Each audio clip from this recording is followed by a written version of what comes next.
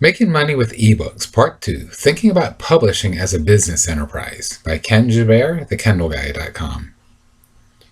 In the first part of this video, we discussed making money through Kindle in a theoretical way, and we established that it can be done if you identify a need, address that need in a way that conveys perceived value and addresses the need in a cost-effective way, and lets your audience know that you do this.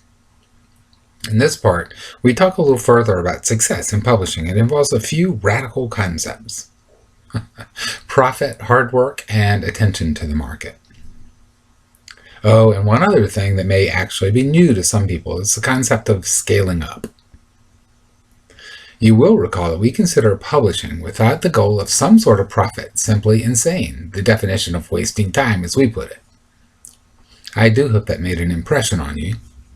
But just to be clear, profit needn't come only from book sales. In our own group, we have a writer who is trying to create a family story about shifting careers and following your passion that will guide future generations. He's trying to pass the torch to younger people in his family. We have someone who's trying to improve his career by adding an accomplishment. And you can publish to make an impression on a writer's group, advertise another story collection, or basically lots of reasons. There could be lots of reasons for doing it. It can come from being able to say author of at strategic places in your career or on your resume. It can come from the increased professional respect you get for being seen as a thought leader.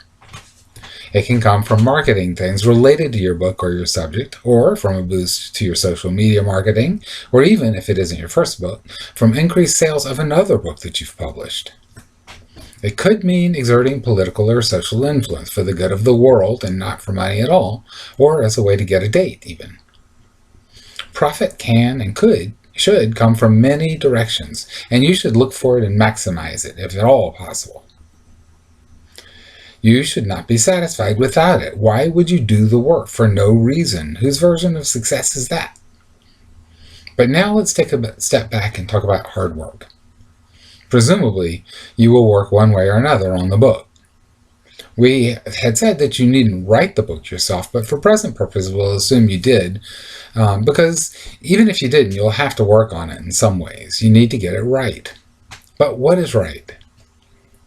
No doubt it could have some artistic reference for you. You'll want what you write, if you are the writer, to be true to yourself in the most fundamental ways. Even if you aren't the one who wrote it, you'll want it to be true to your message. But what else goes into being right? Think about what we said about that publishing requires: identifying market, conveying and communicating value. Right means getting those things right, too. You're in business to make a profit, after all, and publishing, as perhaps opposed to writing itself, is essentially a business. You have to know what your customers want and give it to them at a price that they can and will afford. That is, if you want to make a profit, which we said you do if you're publishing, right? This needn't be determined by chance. By the way, it doesn't have to be something that you're inspired to write. I'm just saying. You could actually plan it out. Most businesses do, How much are you resisting what I'm saying here? Our YouTube friend who posted a video pointed out that out of all the people who publish on Kindle, only about 1% make any money. Now, that isn't many as a percentage, although in absolute numbers, it's probably not so bad, because as we said, the Kindle Unlimited fund for last month was over $10 million. Here's a question for you, though. How many people who publish on Kindle do market research to see if people want what they're writing about, figure out specifically what they want, give it to them, and put in the effort to let their audience know? My guess, about 1%. Sometimes you can do all that and still fail, of course, and sometimes people who don't do that stuff still make it big. But most of the time, you won't. It takes work to find out these things and to deliver. It isn't the kind of work that most authors like to do, though. We like to write. And we like to write from inspiration, best of all. Try it the other way sometime, just for kicks. If your topic is nonfiction, this may be easier than if it's fiction. Maybe. Now let's talk about scaling up. It's a wonderful concept. It's amazing, mind-blowing. And yet it's so simple any idiot could do. Like compound interest in a way. Here's the basic idea. It's really simple. When you find something out that works, you do more of that. And when you find something that doesn't work, you do something else. Whoa, dude, I thought you were going to tell me something smart, you may be thinking. I said any idiot could do it, didn't I? How often do you do it in your writing, though? I gotta admit, I often don't. So not every idiot who could do it does do it. Here's one who doesn't, all too often. But what do I actually mean, for example? Suppose you publish a book and it doesn't sell a single copy. Should you be happy with that? No, I told you. That was a definition of insanity. You found something that doesn't work. The question is just what? What didn't work? Your title didn't work because if it had, someone would have bought at least one, right? And your keywords didn't work because if enough people had looked, some would have probably overlooked your bad title. And your description didn't work because it didn't overcome the weakness of your keywords and cover. And your cover didn't work. I'm sorry. I said your keywords and your title. And your cover didn't work for obvious reasons. And your price might not have worked also for obvious reasons. Nothing worked. Right? However, it may be that not any of those things ever had a real chance to work because you didn't let your potential audience know that you had a book out.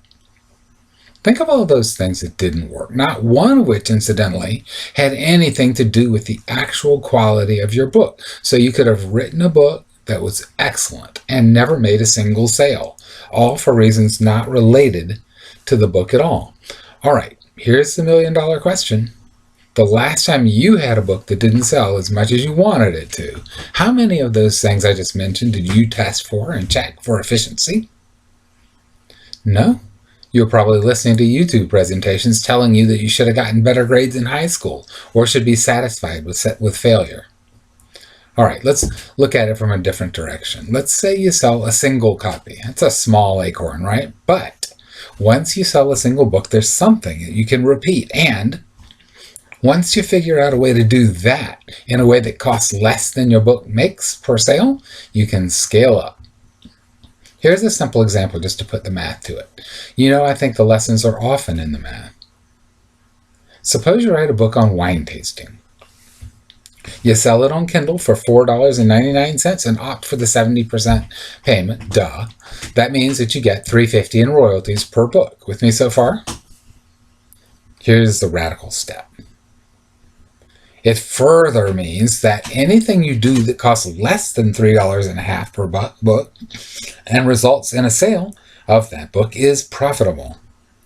People are accustomed to thinking about advertising, but this has tracking and measuring issues. Still, the idea is valid. If you spend $100 to generate $200 in royalties, you should do it. That's key, right? You should do it up to the very point where the money spent does not generate as much as you spend in sales. As you spend in sales. In other words, if the profits don't equal what you spend, you should stop doing it, right? But up until that point, you should do it because it's all free money, right? That's scaling up. Let's take this a step or two further. Your book was on wine tasting in our example. What if you asked a wine dealer to recommend your book and gave the dealer $2.50 every time someone bought your book from his recommendation? Would you do that? Would you be willing to think like that? Would it occur to you that wine dealers might want to be able to recommend a wine tasting book to some of their customers, say the ones who keep buying Muscatel?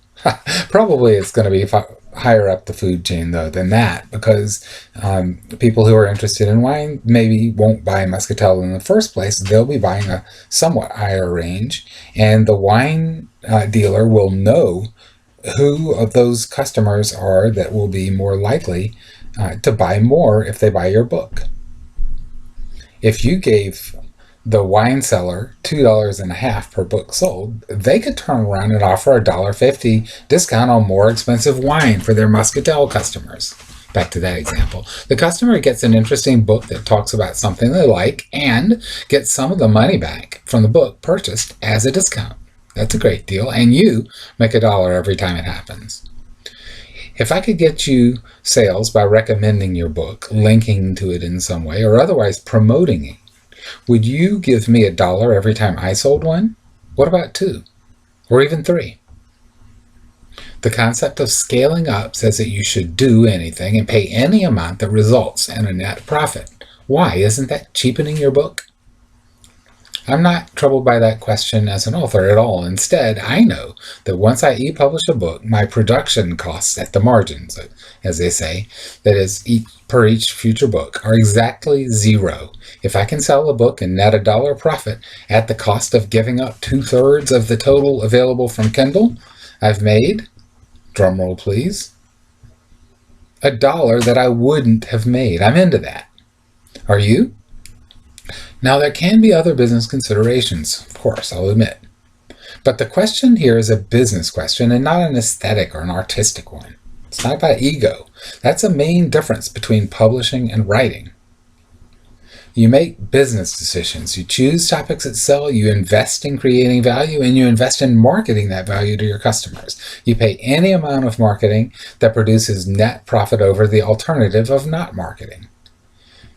How much of this do you do? How much of it do you suppose the 99% who don't make money on Kindle do? 0. Most likely. We'll pursue this topic a little further in our next video.